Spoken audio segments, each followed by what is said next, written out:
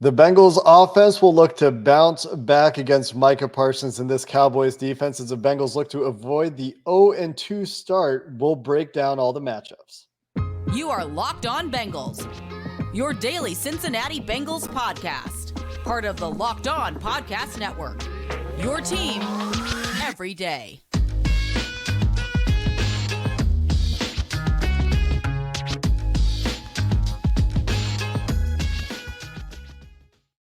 What up, Bengals fans, and welcome to another episode of the Locked On Bengals podcast. I'm your host, Jake Liscow. He's your host, James Rapien. It's about time for a game preview. Week 2 coming up. We're part of the Locked On Podcast Network here on Locked On Bengals, which means we're covering the Cincinnati Bengals every day, free and available everywhere you get your podcasts and on YouTube. And by now, you might be noticing our little routine for our weeks. Hope you're enjoying. If you're new to the show, join the club of subscribers and followers because we will have you covered all season long. Today's episode is brought to you by BetOnline. BetOnline has you covered this season with more props, odds, and lines than ever before. BetOnline is where the game starts. James, we're going to start with the offense as we look ahead to this week 2 matchup because the defense played great.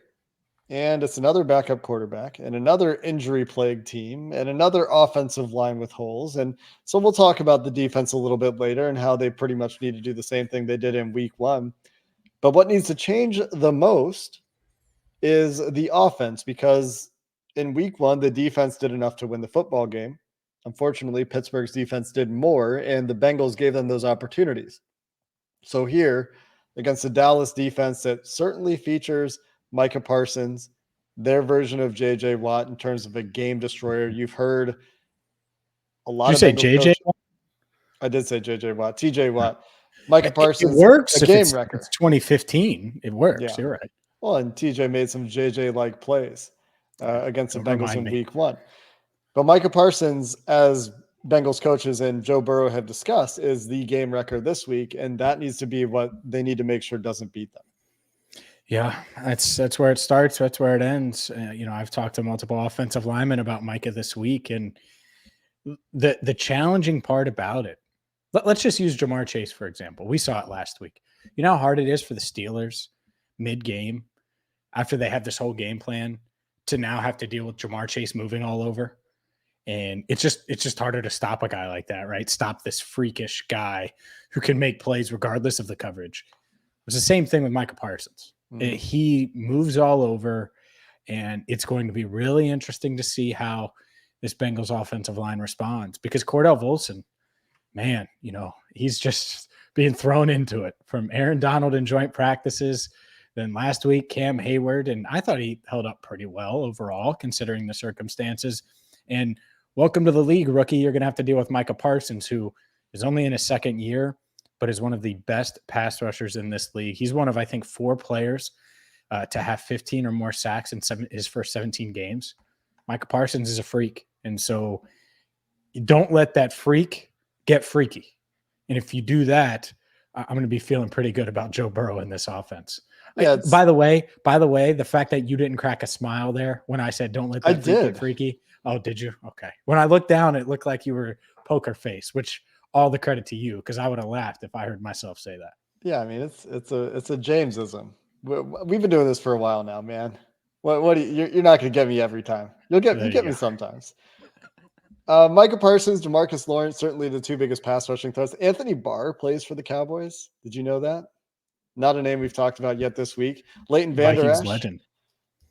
Still a linebacker for the Dallas Cowboys. Javon Curse is out with an injury, but Trayvon Diggs and Amari Hooker? Why am I Malik Hooker? I don't know why I just blanked on his name. Yeah. Amari Cooper, not a Dallas Cowboys safety. Malik Hooker will be a couple of guys in the secondary to watch out for, but for the offensive line, the name of the game is be more consistent, take a step up. And like you said, James, identify where Micah Parsons is on the field. This is something that I tweeted about on, I think, Tuesday. I was looking ahead, starting to think about this game against the Cowboys, and I was looking at where Micah Parsons aligned in week 1. And I think we talked about it this week. He took 20 snaps outside the left tackle, 20 snaps outside the right tackle, and 20 snaps in between those positions. So he's literally lining Balance. up all over the place. He did most of his damage against the Bucs over the left tackle. There was an injury there, but he also beat up Donovan Smith before he left. I think he had 3 pressures on Donovan Smith before he left the game, and that's an admirable left tackle down there for Tampa. Jonah Williams can't let up those big splash plays, even if Jonah was solid for a lot of that game, and I think he was.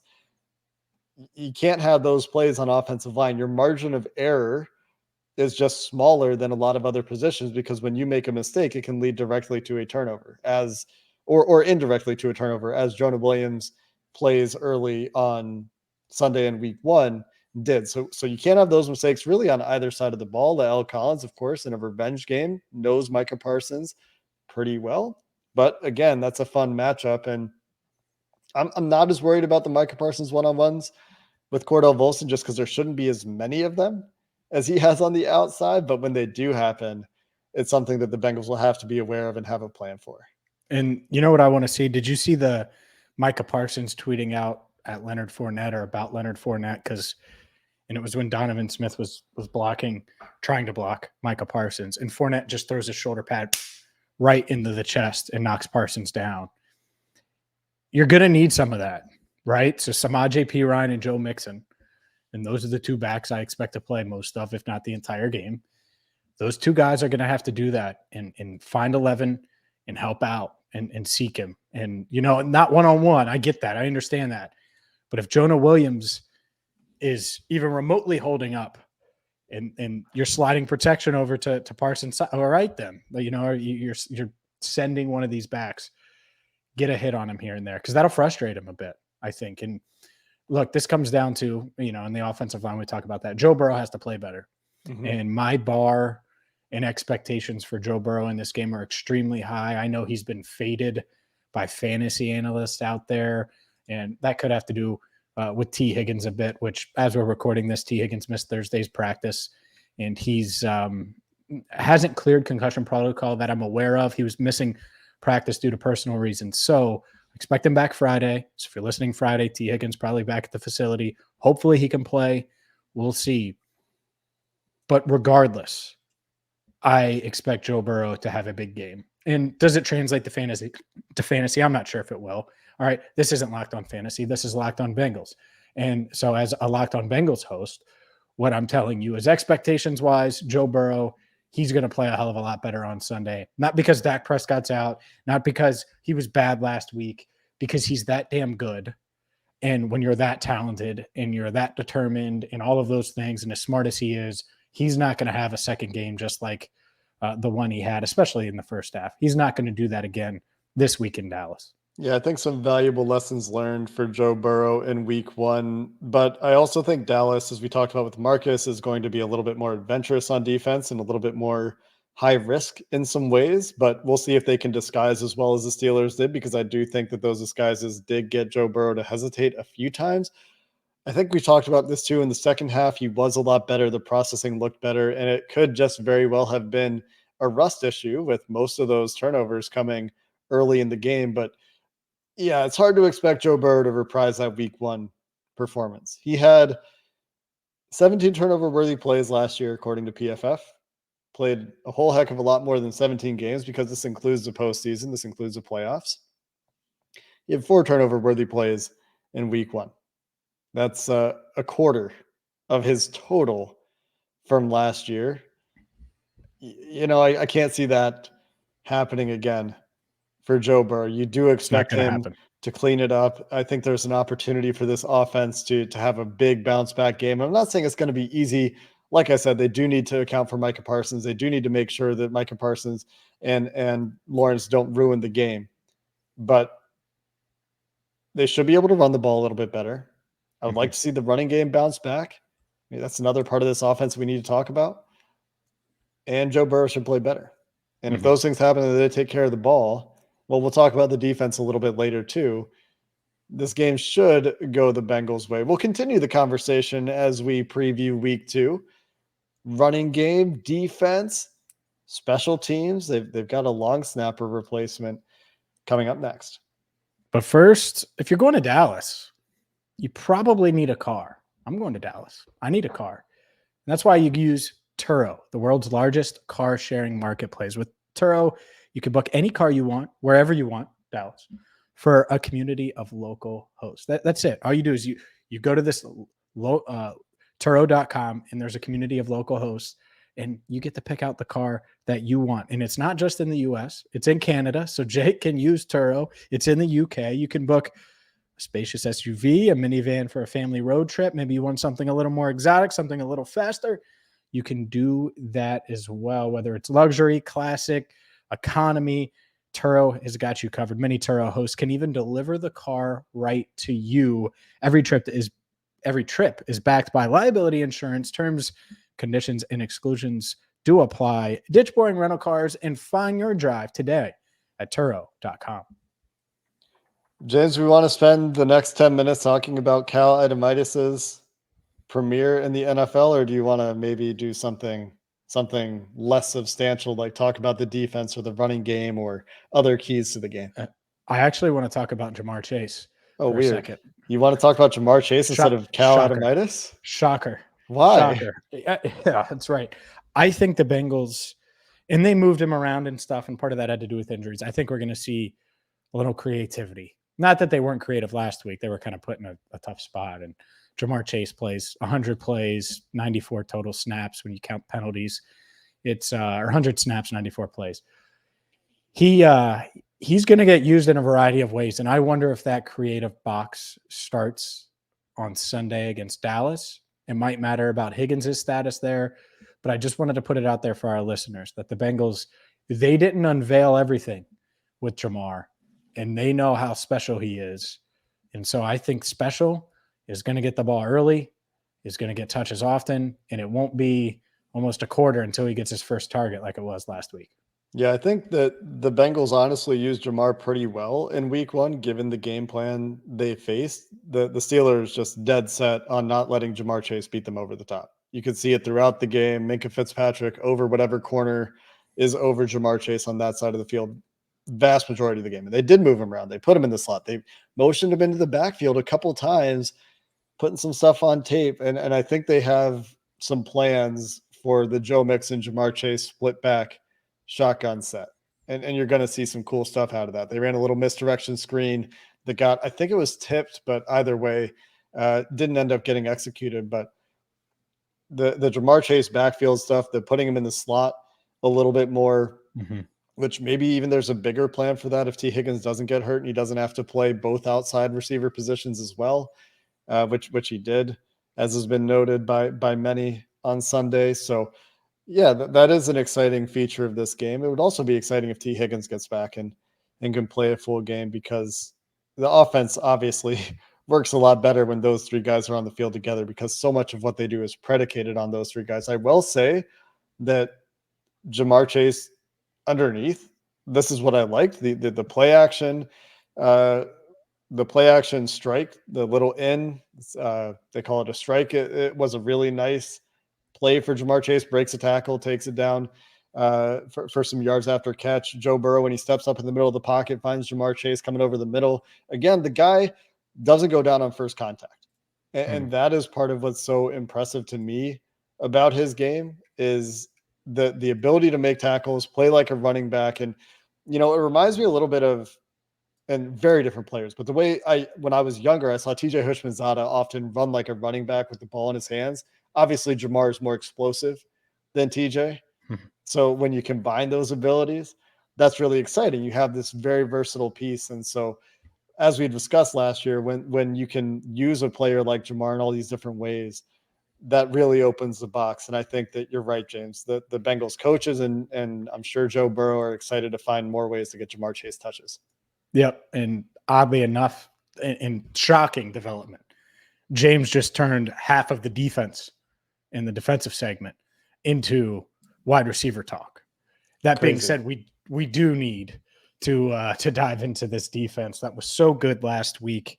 And look, I'll say this. I don't think Lou Anarumo, even though I am, whether it's fair or not, like, all right, Cooper Rush, you're going to let Cooper Rush beat you. I don't think this defense feels that way. I talked to some veterans. They're like, yeah, we got tape on him, so that's good. But he's played. That's why we have that tape. And they think he's going to be able to operate that Cowboys offense, which I know looked really, really bad last week. It's a bounce back game for them too. But I don't think this defense is rolling their eyes at the Cooper Rush, CeeDee Lamb, Dalton Schultz combo. And I do think they respect that running back room too. So there are some weak links in the offensive line, no doubt about it. But I think overall, the Bengals, they do not and understand that most of them were on the field for the Mike White issue. Mm-hmm. They don't want the same thing happening this year that happened last year. Yeah, I think that the difference for Cooper Rush's productivity last year when he played is something that Marcus pointed out in our crossover episode yesterday. And if you want more of the perspective from our great Locked On Cowboys counterpart, Marcus Mosher, go check out yesterday's crossover episode. Is the weapons in Dallas are greatly diminished. CeeDee Lamb is a fine, very, very good potentially player. Marcus thinks that he's the number one receiver. The other starting receivers for the Cowboys, as far as I know, are a guy named Dennis Houston and a guy named Noah Brown. And Noah Brown's been around for a while and has been a solid player in the league when he's had opportunities. But those guys and Dalton Schultz and Tony Pollard and Ezekiel Elliott, is that really scarier than what the Bengals saw from the Steelers last week? The Cowboys have Zach Martin, but they also have a fan favorite between the two of us, Matt Farniok at left guard. So when you're looking at the matchup on paper, you're saying, okay, Zach Martin versus DJ Reader could be a fun strength on strength matchup, but DJ Reader against Matt Farniok. I mean, Matt who? Farniok. And, Jason Peters plays for the Cowboys too. We'll see if they try to put him out there this week and slide Tyler Smith in. It's not something that we talked about with Marcus, so I don't know if that's part of their plans or not, but I like the Bengals in the trenches in this game. Mm-hmm. I like the Bengals outside in this game. I like the Bengals safeties and linebackers in this game. And as long as, they can make Dallas one-dimensional, I think. So if they tackle well and they don't let the Cowboys do what Mike White did, like exactly what Mike White did, which with that image in their minds, they're taking this seriously. They're thinking about the ways that they can make life hard on Cooper Rush, just like they did for Mitch Trubisky. It's hard to imagine how Dallas gets offense going when the defense is on the field. Like if these teams just play straight up, there's none of that week one weirdness with, 20-yard punt return here and a pick six there and 5 other turnovers here and there. It's hard for me to imagine Dallas getting much going in this game. And again, if you go listen to the crossover, Marcus, I think, agrees. Yeah, I think the key there is starting fast. Don't put your defense in a bad position on the road where Cooper Rush gets into a rhythm. Because if he always feels out of sync, if he always feels, man, I'm getting hit every other play, he'll start to get some happy feet. There'll be a turnover. He'll force a ball. He'll throw a ball short or hang a ball in the air too high or something will get batted up in the air. Something will happen.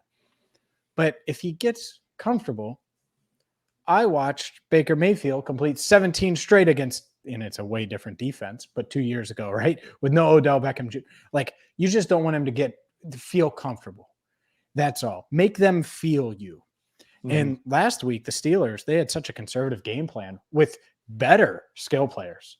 I mean, a worse offensive line probably, but better skill players than this Cowboys team. I mean, of those guys you mentioned, I think Pat Freiermuth might start over Dalton Schultz. It's close. And in the passing game, Schultz is a little more explosive. But of the two, it's close.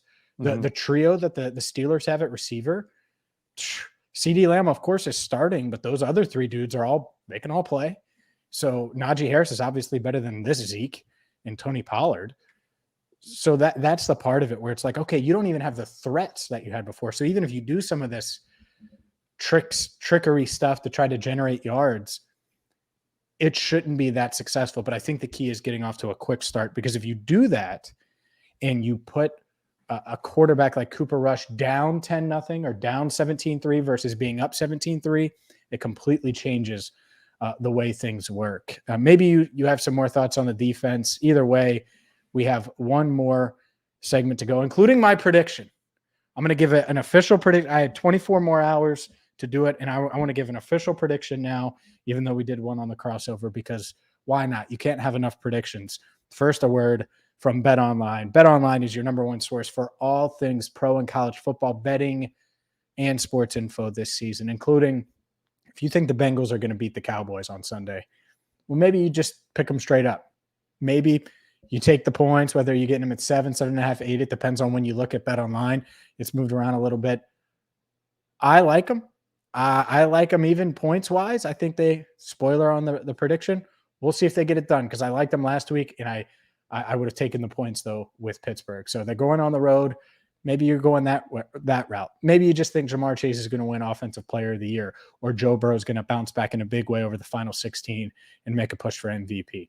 The bottom line is, if you want to wager on sports, and I'm sure you're a big sports fan if you're listening to this podcast, get to BetOnline right now. It's not just NFL. They got you covered for college football, NBA futures, Major League Baseball, UFC, boxing, golf. So head to the website today or use your mobile device to start betting right now with BetOnline, where the game starts. James, I do have one other thought on the defense and just a couple other minor notes We're before in we sync get to your today. prediction. Yeah, we're in sync today, man. Lockstep. Cooper Rush when blitzed.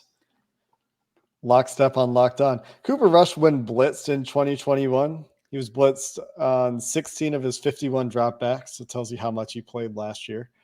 Didn't fare very well, going just 7 for 14 with a handful of turnover-worthy plays, just 6.4 yards per attempt on those plays. So, limited sample size here. But I wonder what's there on tape for Lou Anarumo to get into. That's just a little fun tidbit. Lou Anarumo dialing up some stuff, getting creative with that defense where 3 safeties, Mike Hilton off the edge, big pop. Sure. And Mike Hilton actually had some really nice blitzes in week 1, something that we didn't really get to talk about because we haven't talked a lot about the defense. And we've referenced how well they played, but we'd be talking about it more if the Bengals had won that game. The other just minor notes real quick before we get into your prediction is we haven't talked about injuries because we have our crossover yesterday and today we're doing our preview. Nothing of major concern. We would have talked about it, of course, but I just noticed today, James, actually, that Alex Kappa, Trey Flowers, Trey Hendrickson, and Hayden Hurst were all on the injury report at all. They're all full participants in practice, so nothing severe to worry about, but just something to monitor. Alex Kappa with a knee, and actually Cordell Volson as well with a hip, listed as a full participant. So nothing major, but Trey Hendrickson's back, already showing up on the injury report, something that we'll have to watch this year. Hopefully that doesn't get worse. Hayden Hurst has a groin issue going on, again, full participant. And then the upgrades from Wednesday to Thursday to mention Trent Taylor still dealing with that hamstring, goes from a DNP to limited, and Josh Tupou goes from DNP to limited. So Devin Asiasi getting into the mix a little bit with some limited practices. Nothing crazy to worry about here, but just something that we haven't mentioned, and some things to keep an eye on, I would say, for Kappa and Volson and Hendrickson in particular. I talked to Volson today. I know Kappa talked today. I think this is just, they have to be honest that something's bothering them, but nothing that's putting them in danger this week. Certainly worth monitoring, though, about re-aggravating or anything like that or making it worse. So, yeah, it's certainly worth mentioning. I do expect Trent Taylor to play. Josh Tupou, I think so. Feels like he's going to play. As far as, question marks, do any of these newcomers get the call? Or are they all inactive again? Is Devin Asiasi, does he get the call right now? I don't think so. Even though he's, limited and getting kind of in the swing of things. Max Sharping, does he get the call? Is he going to be active? Or is he still inactive? And then the same thing with Jay Tufele. We'll see. And part of that could be, is Tupou healthy? Is Tupou good to go? So we'll see there. But I've been monitoring those 3 specifically because I think the plan is for at least 2 of them to be active more weeks than not long term. And that could just be a matter of attrition too. The Bengals relatively healthy, and hopefully it stays that way. I think there's also some matchup stuff. Like I wouldn't have been surprised if Tufele was up on week 1, and those defensive linemen played a lot of snaps from a Yeah. percentage perspective. The starters did. So maybe they just felt like, they had a good plan for week 1, but Tufele in particular was a guy that I thought we could see up and rotating early in the season. And the Sharping one, that one will be the potentially spicy one, right? If he's Mhm. active and someone else on that interior offensive line is not. Looking Yep. for some drama there. That's what I'm looking for. Yeah, and it might be a week too soon. Mhm. Maybe they're going to give them, because they've only been here for 2 weeks. I mean, I Right. can't imagine that, man. You've moved multiple times and had to make big moves and stuff to do that and get to work. And I know that the NFL players, they have help and those things, and still tough. That's still tough to mentally get ready and Oh yeah. do. And I know it, they make a lot of money. I'm not saying that, but A lot of learning to do to Yep. hit the ground running in this kind of job. And 2 weeks is enough time for most NFL players to be ready to go. But Sure. I did watch a little If they need snippet to of be ready. yeah. If they need to be ready, of course. I did watch a little snippet of Chuck Pagano talking about his emergency quarterbacking situation with he's on the Pat McAfee show now. Pat McAfee was the emergency quarterback for them 1 week. And they had to they had 2 new quarterbacks that they had to prepare late in the season because Andrew Luck got hurt, and then Hasselbeck got hurt, and then Charlie Whitehurst got hurt. Everybody got hurt. And so they bring in these extra quarterbacks, and because they only had a couple days to get them ready, they taught one of the quarterbacks the 2-minute plays and the other one the rest of the game. So they put in one of the quarterbacks for the 2-minute situation. And so that's just a little anecdote about how it can be very hard sometimes. That's smart, though, Yeah. to do it that way, I guess. Yeah, I mean, think about Quentin Spain. He got here on a Thursday and played on a Sunday. At Tackle, tackle. Right? At tackle. Getting these guys ready. The joys of the 2020 season. All right, you ready to go, Jake? Yeah, you got to get creative if you're a coaching staff. Got to get creative sometimes on podcasting. James, you don't have to be very creative with this prediction, but I'm expecting the hot take chain isn't on, so this is not a hot take. Let's go. No, it's not a hot take. You know why? Because the Bengals should beat the heck. Apparently, I'm not allowed to go past that HE double hockey sticks out of the Cowboys. That's what they should do, because that's what AFC teams do. By the way, if the Bills are playing the Cowboys this week, I would expect Josh Allen, Stephon Diggs, Gabriel Davis, and I could go on and on and on, Von Miller, to go down there and kick the snot out of the Cowboys. So I'm holding the Bengals to that same standard. I think they have an elite quarterback who didn't play like it in week 1. I think their offensive line is better than a lot of people, especially Bengals fans, are realizing. I expect them to be better. Micah Parsons will still get his. I get that. Parsons could have 2 to 3 sacks, and the Bengals offensive line could have a really good day. All right. Parsons is the outlier. Don't let him wreck the game. So I expect that as well. Is it going to be easy? No. No NFL game is easy. But if you're telling me that Cooper Rush, CeeDee Lamb, and insert whoever else is going to handle business against this defense the way they played last week, the way DJ Reader is playing, the way this secondary is playing, and I think the turnover or 2 is coming. Plus, Joe Burrow bounce back. I think Jamar Chase is going to be great. If T. Higgins plays, awesome. If not, T, we'll see you in New York, because I think the Bengals are going to be 1-1 going to New York. They rebound. I'm going to leave my score the same. I tried to tease it, get people hyped up. I'm going to leave my score the same, 27-17. It is an NFL game, and I think it might be like 27-3 at one point or 27-10, and then the Cowboys scored a late touchdown to make it a little more respectable. But the Bengals do cover the spread at Jerry World, improve to 1-1, and Bengals fans will be excited. Jake won't be wooing after a win over the Dallas Cowboys without Dak Prescott, but I think a lot of Locked On Bengals listeners will be wooing on Sunday night after the Bengals get the job done. Yeah, and I could see it being a 2-score game, certainly, as far as I'm going to get involved in this prediction. I could also see like 24-10 or something. You would like it to be better on offense than 24-10, but we've seen them go with this kind of game plan before. I don't think this is the time or the place for it necessarily, but I could see it being just, a little bit, but again, I have a hard time seeing the Dallas offense getting going, just like I had a hard time seeing the Steelers offense getting going last week, and the Steelers offense didn't get going. And I could see if the Bengals jump out, it could be much, much worse. Sure. I think it's just going to be It'll be kind of like, and I forget the final score in Detroit last year. Remember, it was a slow start. The Bengals offense better not start slow. They better come out like gangbusters. And if they do that, maybe 27-17 is a bit conservative. But yeah, I think they handle business. And I think they win by at least 10. 34-11 in Detroit last year. But it was a slow start. You remember that? Yeah. They scored on the first or second drive. It was the Chris Evans. Chris Evans, yeah. Just as far as importance of this game, starting 0-2 is often a death knell. So just getting out of the prediction for a second, they need to win this game. For a couple of reasons. One, it's one of their easier games remaining on the schedule. Two, starting 0-2 is just a very hard place to recover from historically, and this team could do it, but you just don't want to be there. And if you've dropped two very, very winnable games against teams that I think are worse than the Bengals for one reason or another, that will certainly have the regression hawks screaming from their nests. And then you get the Jets next week. So I'm looking for at least 2-1. I would like the Bengals to get to that Ravens game at 3-1. Yeah. If they want to go on the run they want to go on this year. For sure. Expectations should be high. And what I would say, last year, it didn't feel like it cost them, the loss to the Bears, the loss to the Jets, losses like that. Mm-hmm. It did, because we were talking about the division and not something more. Expectations aren't division anymore.